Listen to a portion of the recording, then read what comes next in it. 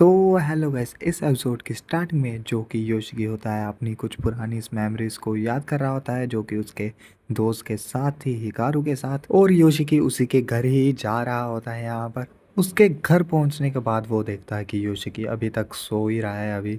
तो वो वहाँ पर बिना उसे उठाए वहाँ पर बैठ जाता है और जो हिकारू होता है वो उसे लात मारता है यहाँ पे। हिकारू यहाँ पर उठकर पूछता है कि तुम हमारे लिए क्या लेकर आए हो। योशिकी कहता है कि मैं उसके लिए वाटरमेलन लेकर आया हूँ। उसे खाने के बाद हिकारू फिर सो जाता है यहाँ पे। योशिकी यहाँ पर हिकारू के डैड के बारे में बात कर रहा था कि जो कि उस पहाड़ में गए थे जहाँ पर कोई नहीं जाता है और वहाँ से वापस भी नहीं आए थे, और हिकारू भी वहाँ पर गया था और उसकी डेथ हो चुकी है। ये सब सोचने के बाद योशिकी जो है उस लेडी को मैसेज करता है, और योशिकी यहाँ से उठकर जब बाहर जाता है तो जो कि हिकारू होता है वो उठकर उसका मोबाइल देख लेता है, क्योंकि साउंड इफेक्ट आया था मोबाइल से, वो देखना चाहता था कि ये किसका मैसेज है। उसके बाद योशिकी जो होता है वो उससे मिलने चला जाता है उस लेडी के साथ, और वो वहाँ पर बैठकर सभी प्रॉब्लम का डिस्कस करते हैं, जैसे कि जो विलेज में प्रॉब्लम हो रही है और जो उनकी लाइफ में हो रही है प्रॉब्लम्स। योशिकी उस लेडी को अपने फ्रेंड हिकारू की स्टोरी के बारे में भी बताता है, और वो लेडी कहती है कि हम दोनों ही सेम हैं प्रॉब्लम में। योशिकी जब पूछता है हम सेम कैसे हो, तो वो लेडी इनकार कर देती है उसकी बात को, और वो कहती है फॉरगेट इट।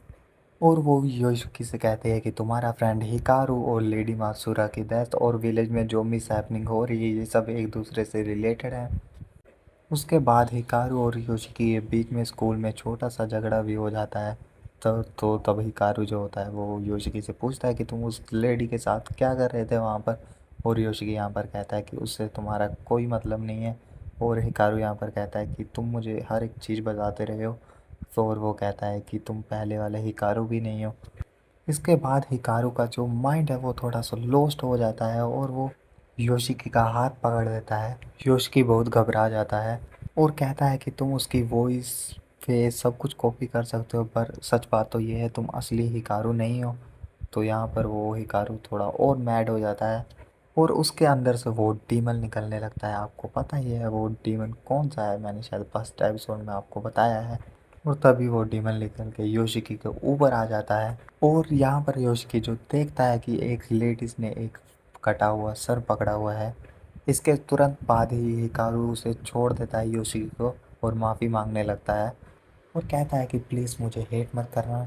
इतना कहने के बाद हिकारू जो होता है वहाँ से चला जाता है।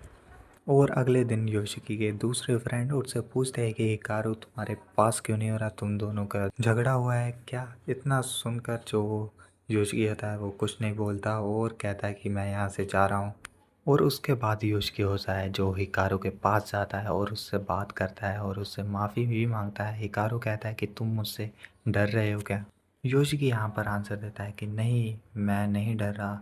उसके बाद जो हिकारू होता है वो योशिकी के पास आकर रोने लगता है, और एपिसोड 3 यहीं पर एंड हो जाता है। तो मिलते हैं अगले एपिसोड में।